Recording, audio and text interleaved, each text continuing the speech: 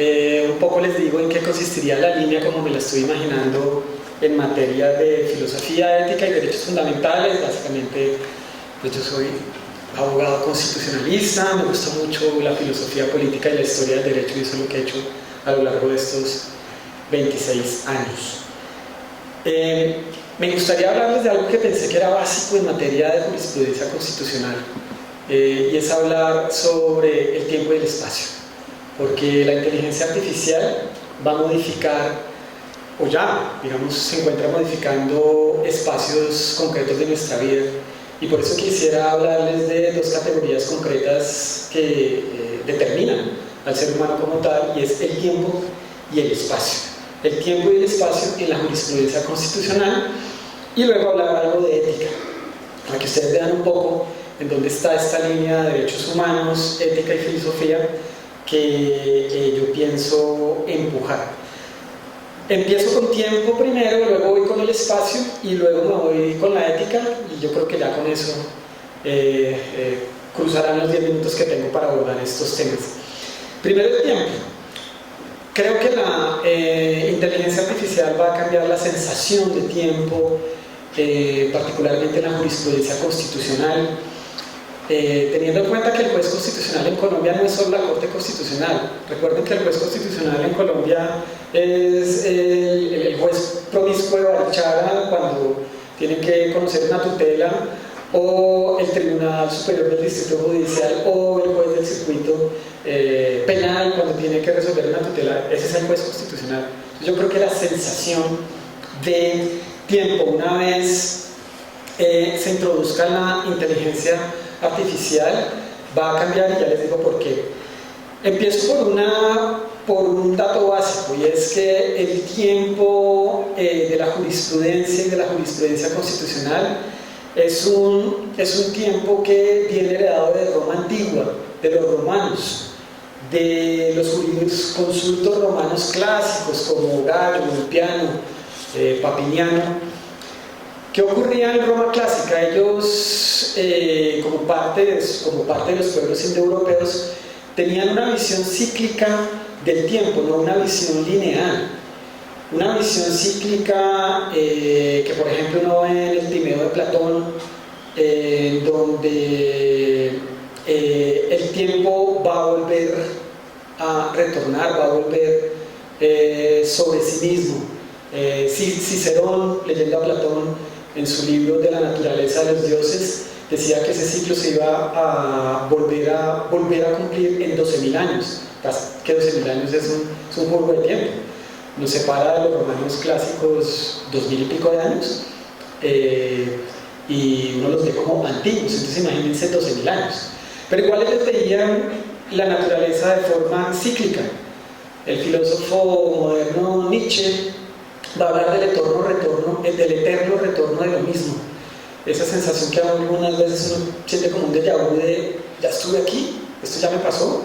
Pues un romano clásico, o todos estos pueblos indoeuropeos que tenían un tiempo, una sensación cíclica del tiempo, le van a decir, claro que eso ya pasó, nosotros ya estuvimos aquí y todo es un eterno retorno de lo mismo.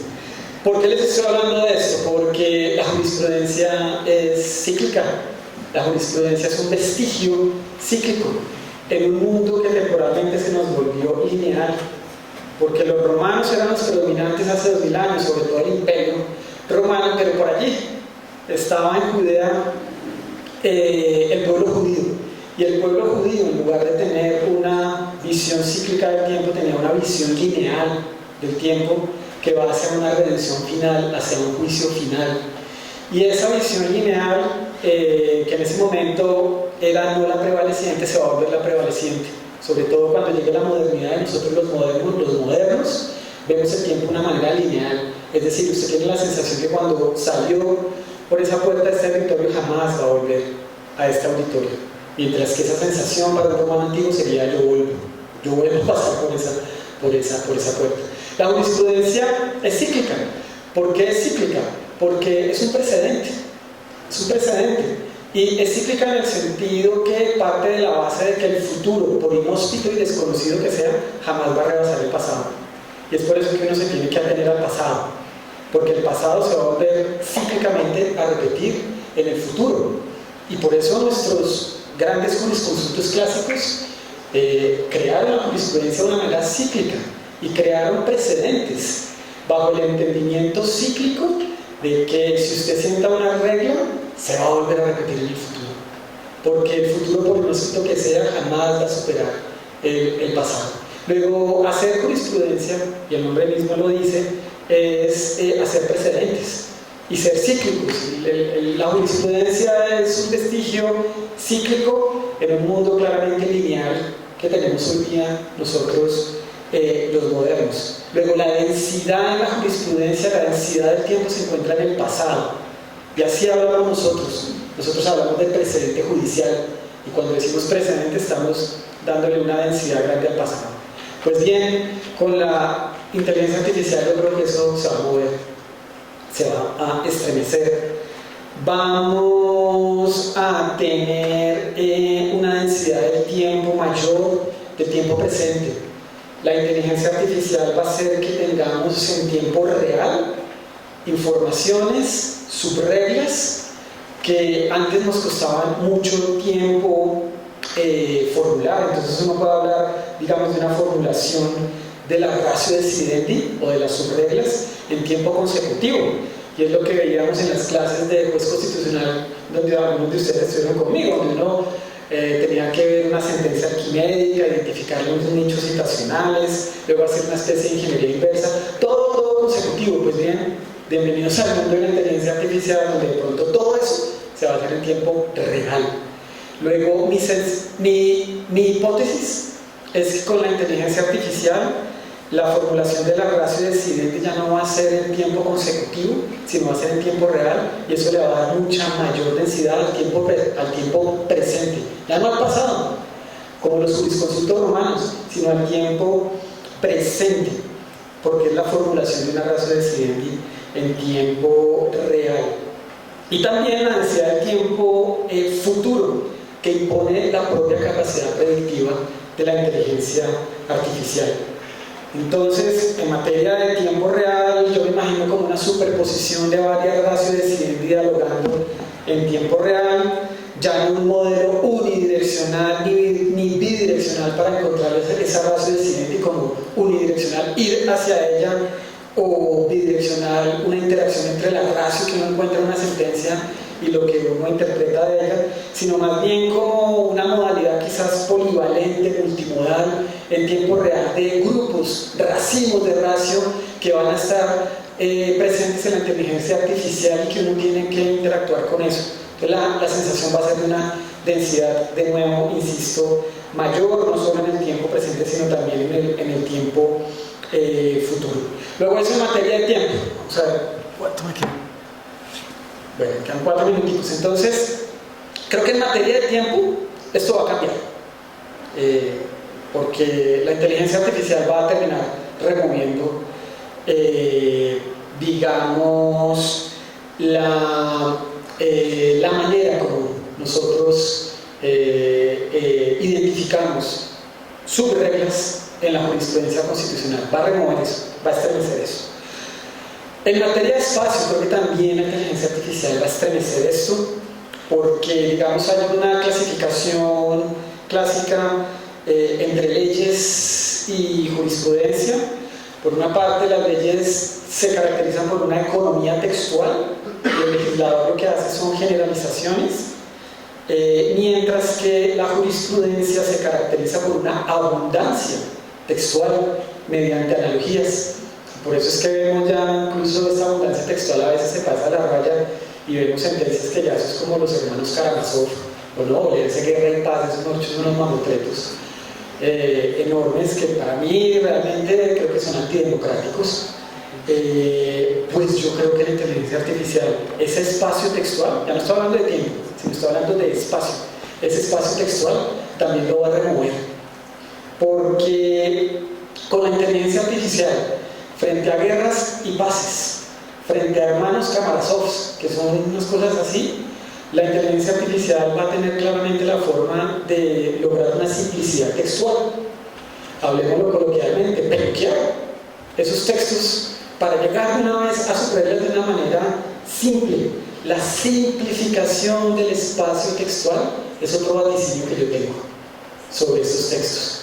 Entonces, con los avances de la IA, de la inteligencia artificial, y particularmente con los avances de la inteligencia artificial generativa, la IAG, yo creo que uno de los pasos es la simplificación textual. Entonces, de pronto conmociona uno de los grandes cimientos de la jurisprudencia constitucional, y es considerar que la jurisprudencia debe tener abundancia textual, mientras que la ley economía textual. De pronto también esa frontera se va a remover. Y por otra parte, uno puede imaginarse qué espacio o qué repositorio tendrá la jurisprudencia constitucional en un futuro. El espacio clásico y tradicional era, acabamos de hablar de los jurisconsultos romanos, era para Papiniano, era el papiro. Luego los papeles, el papel, el papiro, era el espacio, o sigue siendo en muchos sentidos, el espacio repositorio de la jurisprudencia constitucional. Pero ya vemos cómo con la pandemia el espacio, el repositorio de la jurisprudencia, pues son los archivos digitales, la nube, etc. Y ya con la inteligencia artificial generativa uno bien podría preguntarse cuál va a ser el repositorio de esa jurisprudencia. ¿Acaso la propia inteligencia artificial generativa? ¿Acaso en ChatGPT va a estar depositada los nichos citacionales claves de la jurisprudencia constitucional? ¿Qué ventajas tendría eso? ¿Qué ventajas tendría que ChatGPT tenga los nichos citacionales mucho más claros de los que yo, que ya llevo maciándole a esto como unos 30 años, ¿no? Constitucionalismo, leyéndome la jurisprudencia de la Corte? Era una delicia hacer líneas jurisprudenciales en 1996, porque usted leía 30 sentencias y ya, pero ya estamos en 2024 y ya uno está desbordado completamente. Es imposible leer toda la jurisprudencia de la Corte en muchísimos temas. En materia de salud, imposible. ¿Cómo usted se va a leer 1000, 2000 sentencias? Bueno, de pronto es imposible para la inteligencia artificial, es posible, y entonces el repositorio estará allí. De nuevo, por la capacidad que prevé, tendrá la inteligencia artificial para identificar ratios decidendi en tiempo real, ¿no? Eso va a ser como wow. ¿Y qué va a ser uno como ser humano, ¿no? Allí.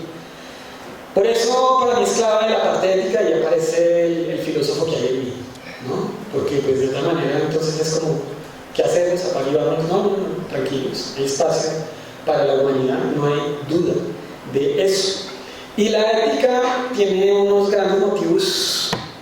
Ya me pasó un minuto, pero entonces les pido 2 minutos para hablar de la ética. Uno podría tomar por muchos lados de la ética, les podría hablar de Kant, en fin, pero no me voy por ahí. No voy por una idea que a mí me atrae mucho de la ética, y que se la escuché por primera vez a de la Cortina, filósofa española, en estos recintos por allá en 1998.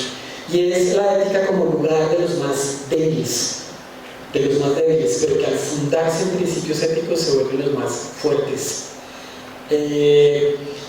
Puede que la inteligencia artificial nos ponga en el flanco de los más débiles, porque la inteligencia artificial va a poder leerse 300 sentencias en 10 segundos, mientras que a mí me tomará un buen tiempo. Puede que se vuelva una excelente identificadora de ratios decidendi, mientras que yo no. Pero el espacio de los más débiles aquí es fundamental, porque en los más débiles está la capacidad de decir: el derecho puede ser retorcido por el más poderoso. La ética no. La ética jamás va a poder ser retorcida por el más poderoso, porque solo con que quede un débil, ese débil puede decir: esa guerra fue injusta, esa guerra fue ilegal. Si bien el derecho sí puede ser retorcida para decir que esa guerra fue legal, pero es que hay guerras legales que son antiéticas. Hay posturas legales que son sumamente antiéticas. Solo con que un débil quede, así sea eso avalado por la ley, ese débil va a decir: eso no es moral, eso es inmoral, eso no es ético. Y ahí estará la ética. Y esa es la humanidad que nosotros tenemos. Con Hamilton, en el Federalista 78, y con esto cierro, señalaba que el juez constitucional, the judiciary, era the least dangerous branch, la rama menos peligrosa, la rama más débil. Pero justamente porque era la más débil, si usted la compara con el Ejecutivo, que tiene ni más ni menos fuerza pública, presidente del comandante en jefe, tiene también La Plata, ¿no? El secretario de Hacienda, que aquí llamamos ministro de Hacienda, es el más poderoso. El Ejecutivo es el más poderoso. El legislativo ni qué decir, es el que hace la ley.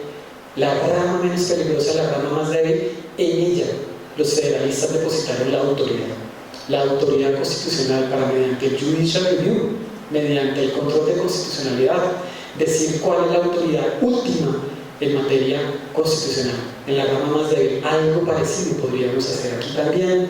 Queda claro que la autoridad, la ética, se encuentra en el lado más débil, más cuando veamos avances vertiginosos y inconmensurables como los que se ven venir con la inteligencia artificial. Bienvenidos, bienvenidas a esta línea. Esas serán las preocupaciones que miraremos. La idea es que miremos jurisprudencia constitucional, jurisprudencia internacional, hablemos de ética, hablemos con ChatGPT, hablemos con la inteligencia artificial, nos foguemos con ella y veremos hasta dónde vamos en este gran camino por la defensa y la garantía de los derechos humanos, que en la defensa de los derechos humanos está la aplicación práctica de la ética y está la humanidad presente aún en tiempos completos de inteligencia artificial. Muchas gracias.